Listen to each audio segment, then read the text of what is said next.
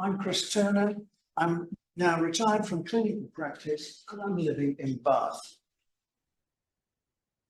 I'd like to pick up first of all about this, BDS, of first degree. I think that this is the most important qualification because it defines our professional status. But what do you call yourself? A dentist?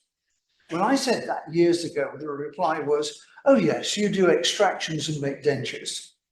When I say that now, the reply is, oh yes, it's Invisalign implants and expensive white fillings. DS, that's the important thing. We're dental surgeons and more, as I will show you later on during this talk. I should like to review the data that periodontitis is a complication of diabetes mellitus. And what are the implications for dental practice? The concept that periodontal disease was the sixth complication of diabetes dates back to a paper by the distinguished Scandinavian periodontist Harold Lower in 1999, when he attempted to inform doctors about the increased risk that people living with diabetes had of developing periodontal disease.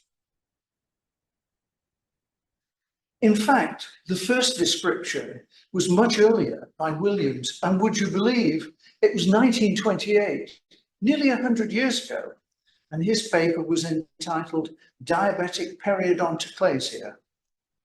Nearly 100 years later, we as dentists have still difficulty persuading too many doctors about this connection. We know that this risk is about 3 to 4 times greater than for non-diabetics, rising to 10 times for diabetics who smoke. From the medical point of view, there are 5 complications of diabetes mellitus, namely cardiac, vascular, renal, ophthalmic, and neurological. And we can visualize this simply as a hub called diabetes mellitus with spokes for the above complications. This is our starting point. The evidence is overwhelming that diabetes and periodontitis are interrelated, one disease affecting the other and vice versa in a two-way process. And it's now suggested that this involves links to inflammatory pathways, as we shall see slightly later. So where does periodontitis fit in? Is it another spoke, another complication? No, it's not. If we look at the model now and we put periodontitis and diabetes into a larger hub, then periodontitis cannot be a complication. There has to be another explanation.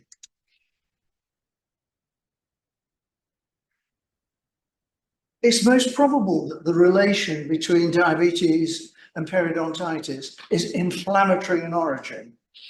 When we look at blood markers, C-reactive protein, tissue necrosis factor, osteoclast activation factor, and cytokines, they're all raised in both diseases. And we have raised adipocytokines are associated with insulin resistance. And note the dental origin of these inflammatory products. They're from bacteria in mature plaque, and that's important. More importantly, the research evidence has shown that the severity of all these 5 diabetic complications that our medical colleagues have to deal with are worse when patients have active, uncontrolled periodontitis. And if we look at them in turn, and I'm going to do this quite briefly, for cardiac and vascular, poor oral health is associated with atherosclerotic cardiovascular disease. And this interaction raises cardiac morbidity 4-fold and is associated with chronic infection mediators, and these may lead to the initiation of endothelial dysfunction. For nephropathy, with severe periodontitis, there are 2 to 6.6 times greater risk of macroglobulinemia, and would you believe a 4.9 times risk of end-stage renal disease. Yet, periodontal management may contribute to the prevention of renal disease, and it's suggested now that patients should be screened for periodontitis before acceptance into dialysis programs. And a lot of this renal work is being done in Japan, as we'll see slightly later. If we move on to neuropathy, this is a microvascular complication, and from a dental point of view, it's associated with xerostomia in about 40% of people living with diabetes.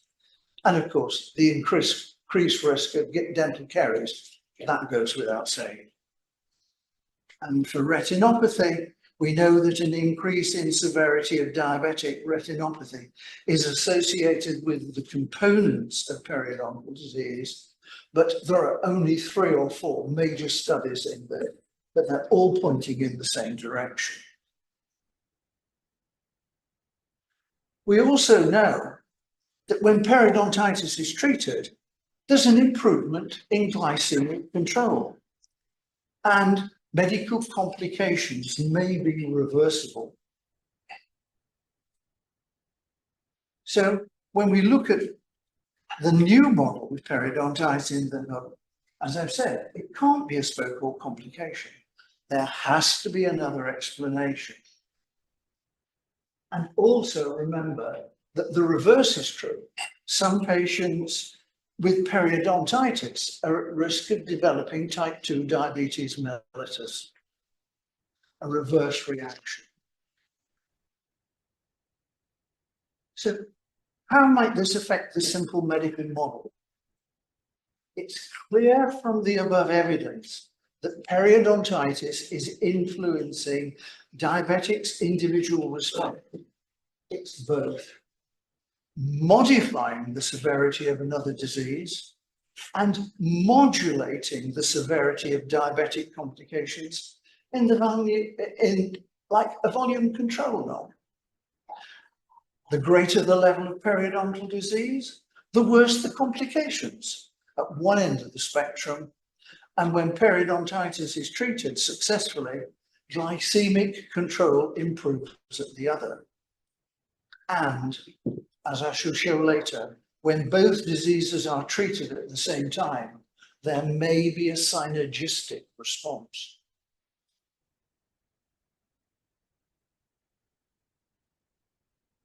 You should expect to see a wide variation in individual patients' responses, and this depends upon their bacteriological load from their plaque and their own immune response. So this is a new concept that means that periodontitis should not be regarded as a complication of diabetes mellitus, but a comorbidity factor. And therefore, for optimum treatment of people living with diabetes, there has to be both medical and dental input into their care. And the question is then, how are we going to persuade doctors that we can help their diabetic patients and them? And that's where it gets to be interesting. So let's look a little bit more about periodontitis. Is it an infection? Well, not in the true medical sense of the word, because it doesn't meet Koch's postulates for a single recoverable infective organism. In fact, it's a chronic hypersensitivity reaction to plaque antigens. So this leads us to consider why patients living with diabetes have more periodontal disease and associated loss of alveolar bone. We know that microorganisms in mature dental plaque secrete osteoclast activation factor, as we've seen earlier. And it's the bacterial load that matters. Secondly, increased blood sugar levels are associated with an increase in osteoclastic activity. And third, diabetics have reduced healing power. So in summary, the new model that we've developed shows the effects of the diseases. But the question then is, how can dental surgeons help doctors and their diabetic patients? When most doctors have not been taught about these things. So we as dental surgeons need to change that and achieve a paradigm shift in thinking. So where should we start? Let's start here. What about our medical history questionnaire? And I know that my own dentist's medical history questionnaire just says, are you diabetic? Yes or no? I don't think that's enough. And I've had a paper published about this recently in the British Dental Journal. So what questions do you ask? I think you need to add, are you type 1 or type 2? What medications are you taking? Because some type 2 diabetics do need insulin as well as oral medication. You need to ask about hypo or hyperglycemic episodes. You may have a medical emergency to deal with, and you need to check that your own medical emergency equipment is enough to meet both eventualities. And then the most important of all is the thing at the bottom, HbA1c, the glycated hemoglobin. And I'll keep on coming back to this because it's an important thing to know.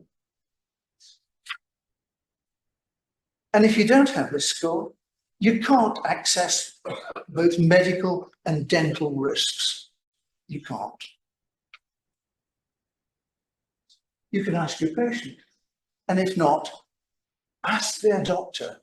Make your presence as a dental surgeon known to the doctors to establish a working relationship. It's an education thing as well. For doctors, the gold standard for diabetic monitoring is this glycated hemoglobin level, the HbA1c. And that's a 4-month retrospective measure of blood sugar control. Doctors aim to keep it below 6.5%.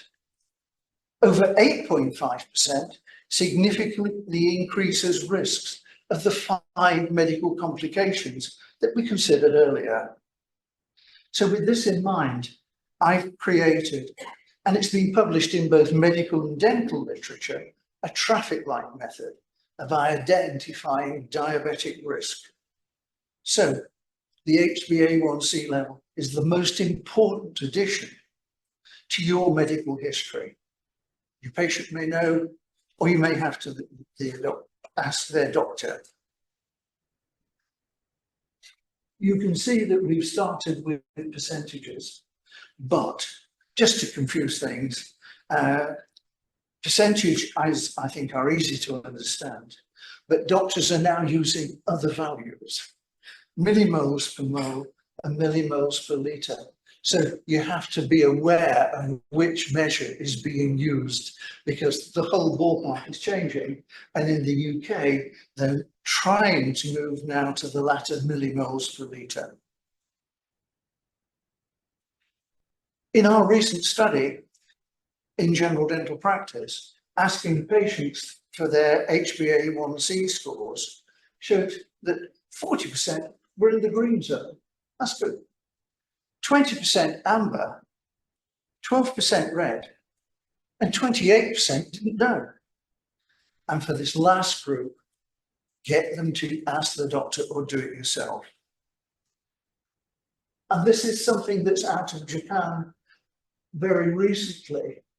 And I think it's got significant impact for us as dentists.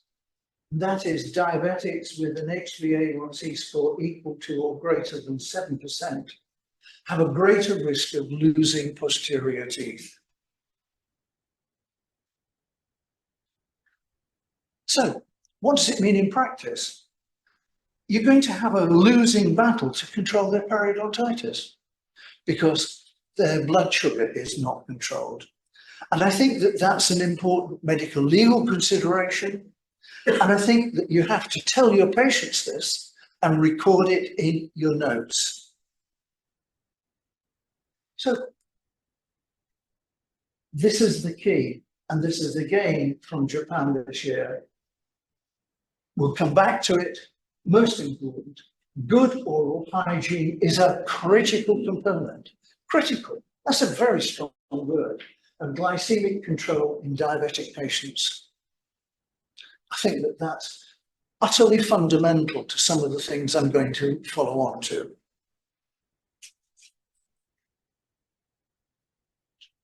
So, if we look at dental risk, the international standard for perio screening is the World Health Organization Community Periodontal Index of Treatment Needs, CPITN. And this gives scores of 0, 1, 2, 3, 4, or 4-star. No disease, bleeding on probing, calculus, or respectively the varying depths of periodontal pockets in each sextant of the mouth. So what we do to assess risk, we take the maximum sextant score, and that's our dental risk, again, using a traffic light system. But, and this is my addition to it, a score of 2 for calculus. That's for both supra and subgingival calculus. The mode of formation is different and was probably best described in the past as salivary origin for supragingival and ceruminal, i.e. from crevicular fluid, for subgingival. And of the two, subgingival calculus has the worst prognosis. We've got to get rid of it, scale it away. Hard, sometimes hard to do.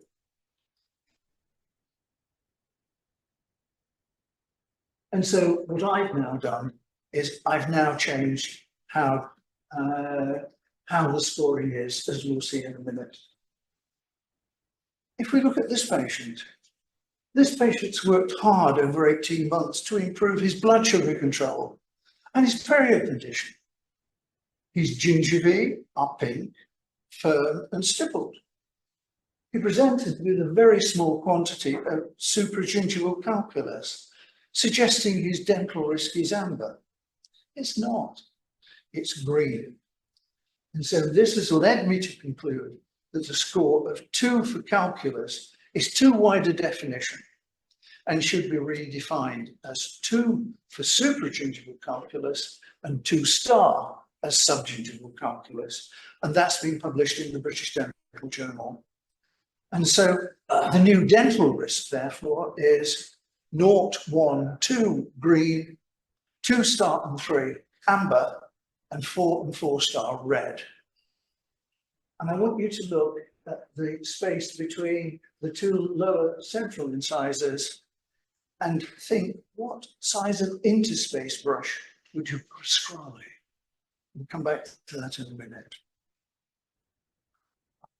So I put both medical and dental risks together on a form and included definitions of CPI-10 scores for information for both doctors and patients.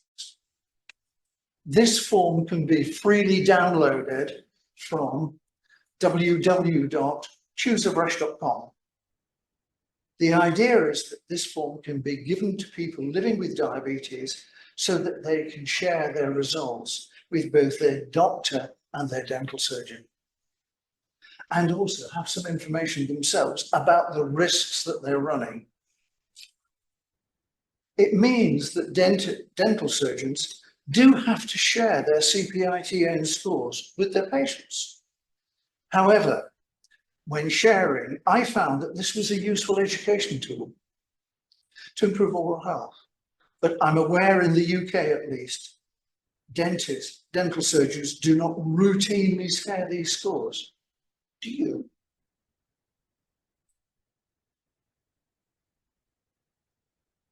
doctors and dentists do need to work together and communicate with each other. And that's the paradigm shift required to create better outcomes for these patients.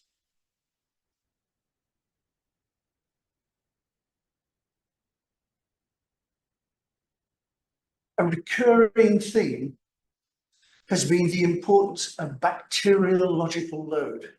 We've heard that immediately prior about the load, albeit of candida, on dentures and the importance of biofilm. And I think that this is an area of our team's responsibility to improve patients' oral hygiene.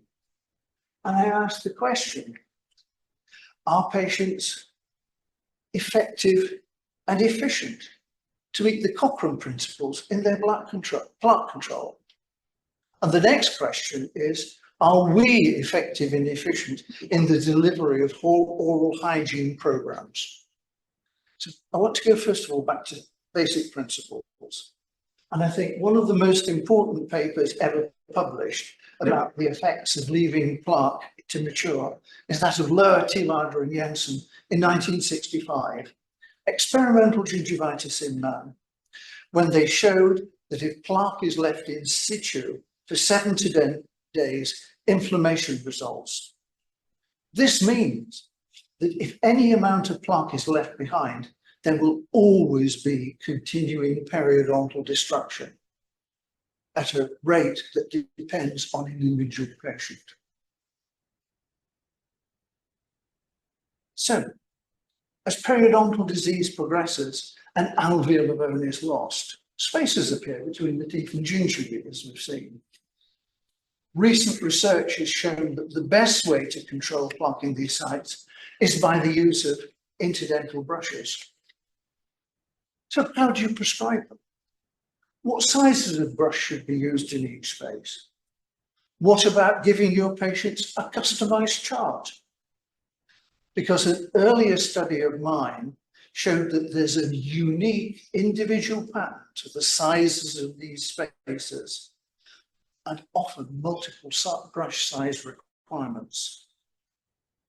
A common prescription of interdental brushes is just 2 sizes, a large and a small, with patients left to find for themselves what size fits where. Common sense says that a small brush in a larger space will always leave plaque behind. Yet, if we wish to control periodontal disease and its effect on diabetes, then daily complete and effective plaque control by our patients is a requisite, as the evidence I have presented before shows. Effective plaque control also reduces the bacteriological load, and that's a key factor in both diabetic care and periodontal care. When several sizes of brush are prescribed, patients can forget what size brush to use where. So I've devised Choose Brush with a patient chart with instructions like this, and a range of brush sizes, 8, so that the correct brush size can be used in each space for effective plaque control. It's an easy way for patients to self-prescribe what's best for them and colour in the space of the chart, or you can do it for them. There are special features here. The reverse patient's chart, so that the left side is on the left side of the page, so that patients can look and follow. And that's my invention and copyright. Spaces require a larger size brush. What do you advise about cleaning interproximal surface, where teeth are missing, as the upper left 6 is in this case? And note that there are 5 spaces requiring large 1.3 diameter brush, the grey TP brush, and 5 different sizes in total for this patient.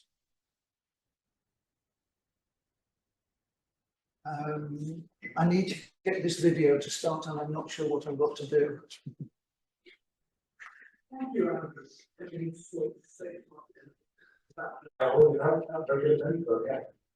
and what advice do you have about your gum colors? Well, my dental health has changed over time, so I've had advice for next cleaning of taking schools in. So have you gone to see it? They have slightly, yes.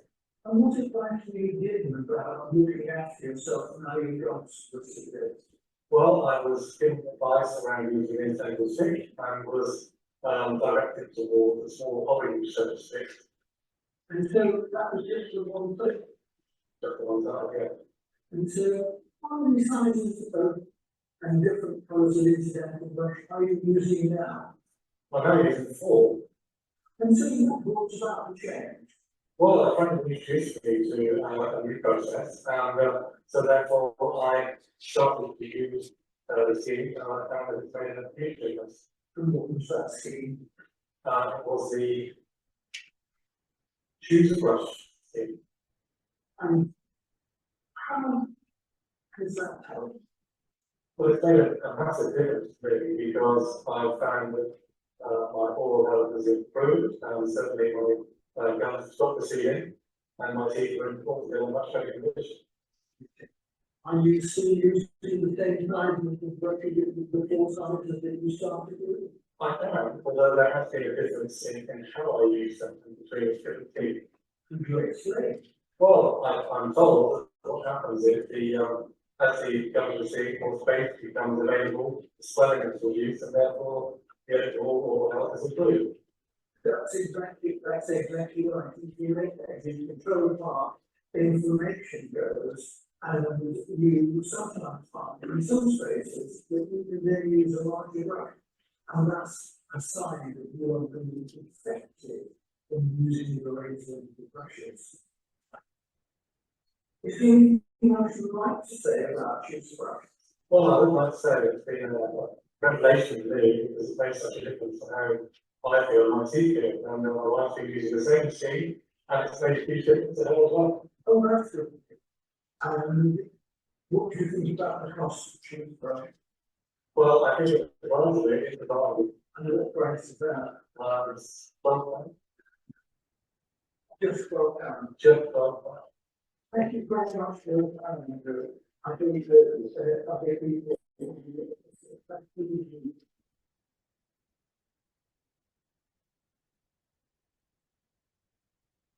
Okay, and the interesting thing here is when Andrew went back to his dentist, he didn't ask how he'd improved his periodontal health. If we move on to this lady, she's lost posterior teeth. She's type 1 diabetic. Look where her HbA1c is in the high risk area. And she's had loads and loads of periodontal problems.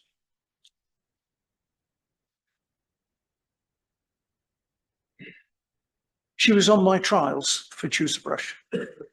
And this is what happened. After 3 months, the gingiva had stopped bleeding. And she was starting to use larger sized brushes in spaces. And that's because inflammation had resolved. She continued with this and then lost 2 kg in weight. And after 6 months, her CPITN is 3, down to yellow wrist. But look at the HBC, AEC, 6.3, back to green. And I'm asking the question, is this a synergistic effect?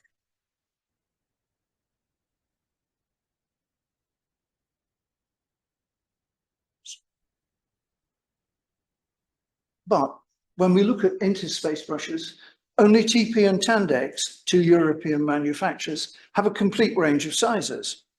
TP the most popular and Tandex, but they use different colors for the same diameter brush. There's no standard.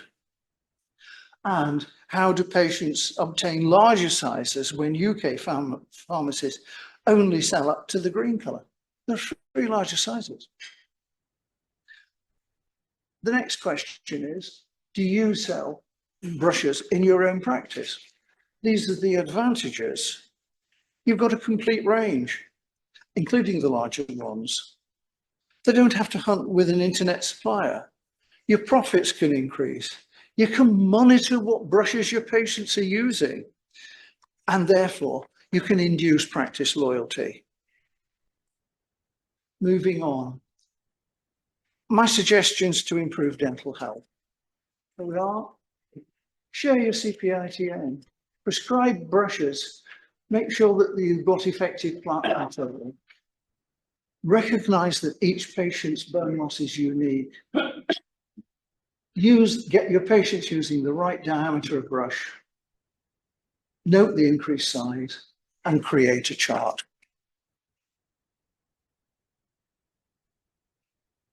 So the conclusions are that periodontitis is not a complication. It's a comorbidity factor for the evidence I've given.